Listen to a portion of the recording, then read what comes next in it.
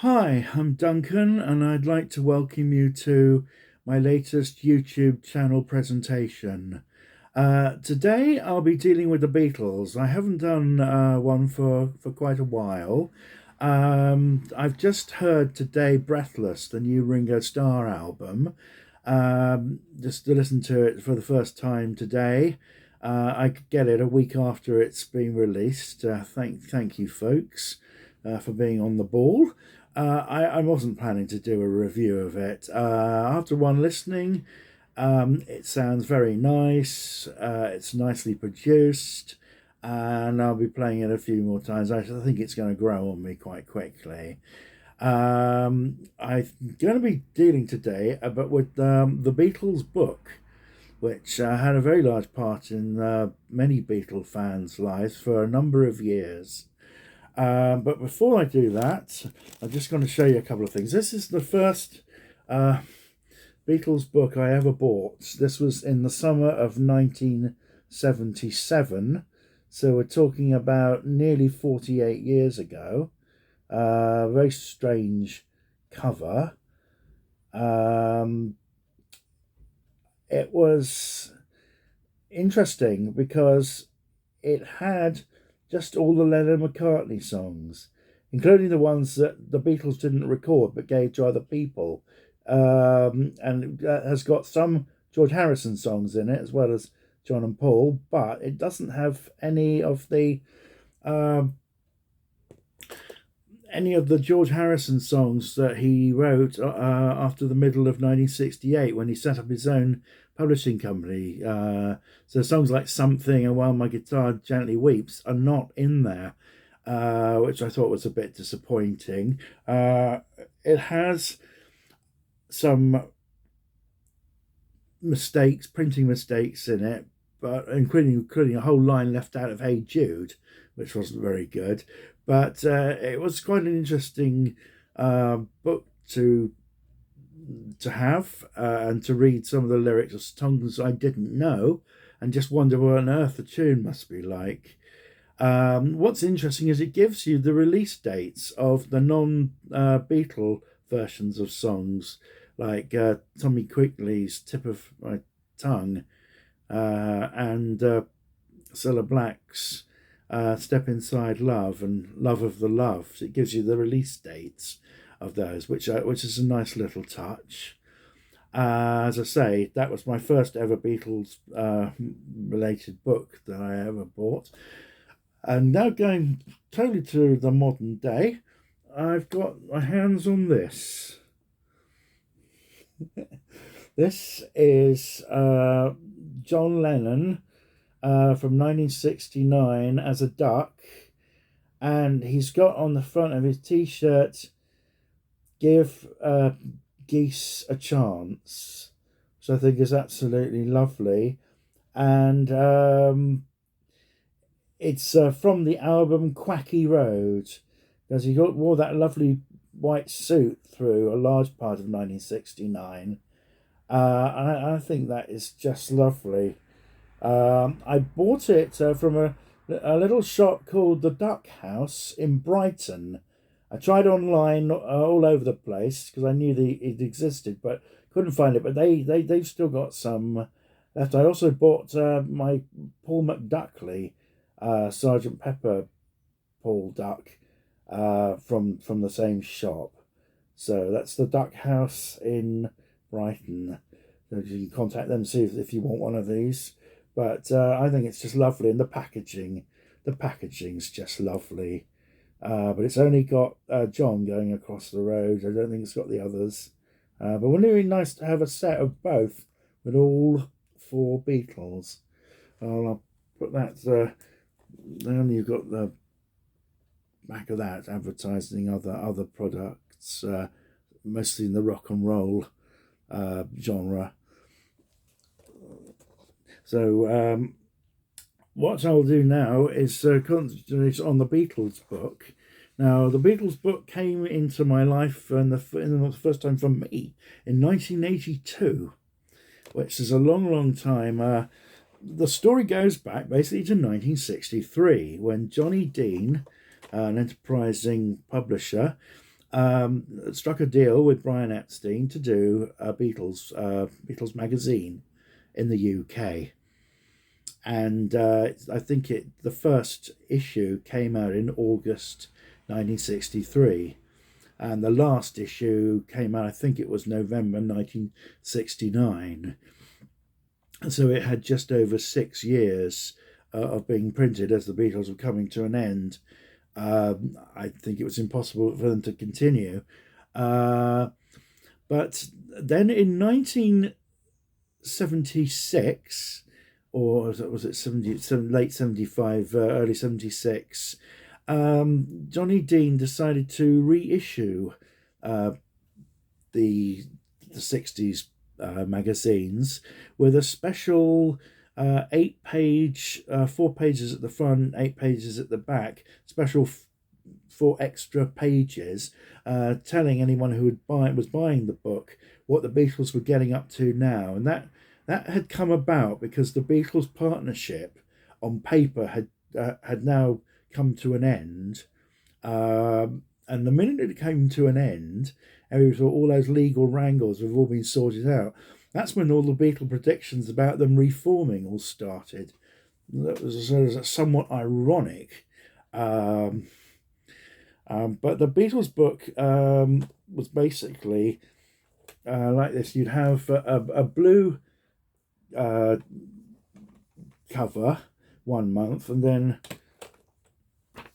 a red one the next month, and inside you'd have loads and loads of articles, photographs, articles by various different people, but it was a very, very enjoyable book. Now, what happened in 1982 when the 60s books reprint of the last 60s, the 69 book came along, then they decided to start with the book afresh in 1982 with just new articles.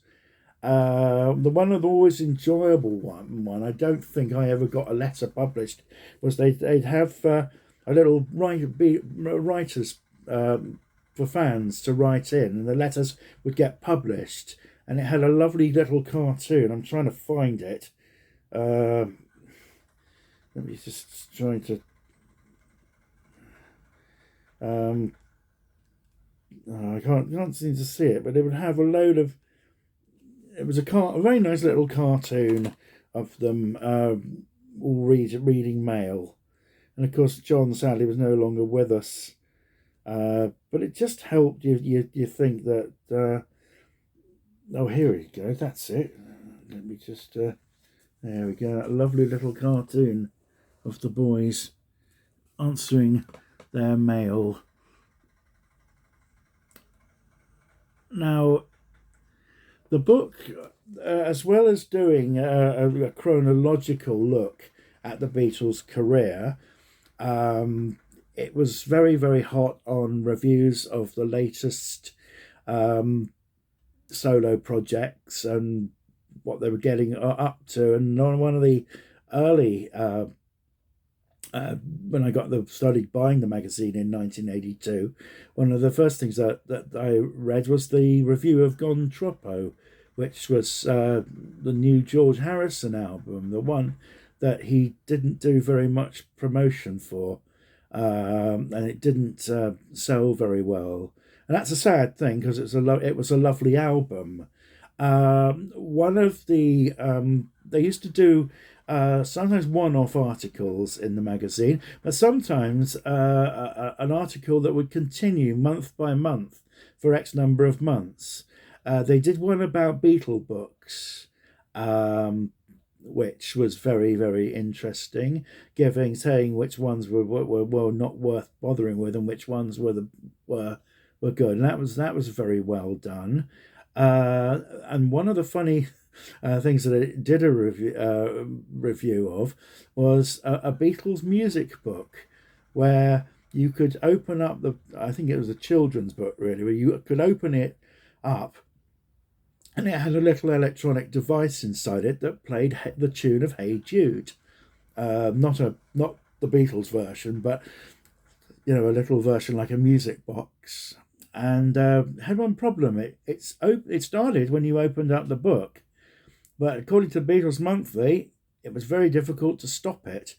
And eventually, they just, whenever they did, they just couldn't get it to stop until one of the staff stamped on it. So you can just imagine, no pun intended, the staff in the Beatles book trying to stop this music book from playing. I can imagine you could do something quite funny with that if you could do if you were making a film about it. It also did a very, very good review about Beatles solo albums. I think it wasn't to say savage as Roy Carr and Tony Tyler's Beatles an Illustrated Record. They usually found something good about an album, but they were very, very. For say the Dark Horse album, they said you'll find, if you give the album a chance, you'll find some strong tracks. But with George's voice suffering at the time, so they said, don't try and use this album to play a new friend that you want to become a George Harrison fan. Don't play tracks to them. Find another album to play. Contropo, perhaps. Now the book went on for a number of years, and I think it was either the late 90s or the early noughties that the magazine sadly didn't decided to stop the magazine, which was heartbreaking. I found it. I used to go and get it from a little corner store, little corner vendor, newspaper vendor at Tottenham Court Road, and he said, "Oh, Garvey, I say it's a bad flag. It's a low flag day for you today." And I said, "What do you mean?" And he said, "It's the last one." And I went, "What?" I always think it's a terrible shame it couldn't have continued electronically, but we weren't quite in that electronic age yet for the magazine to continue. But as I say, I got pretty much all of them, I think, from 82 up until it stopped.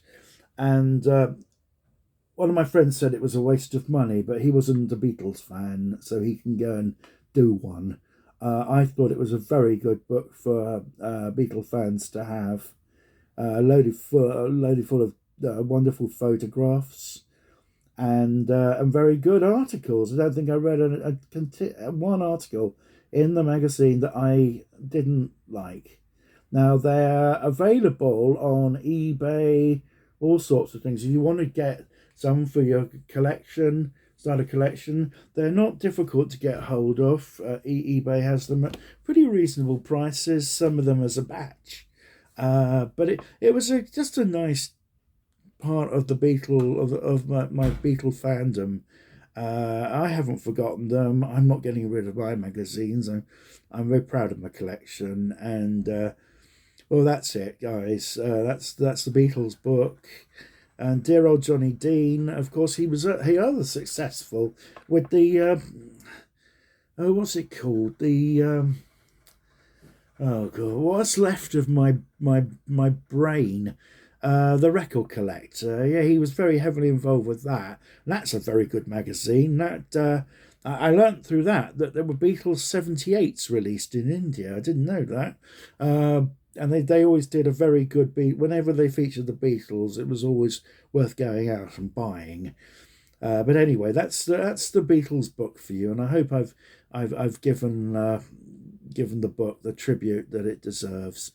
Oh, if you like this, please take the like button. If you'd like to subscribe to my channel, we'd love to have you aboard. If you want to send this to a friend, great, that would be brilliant. So you take care, everybody, and as I say, if you do get the Beatles book, any copies, issues, I don't think you'll be disappointed. God bless.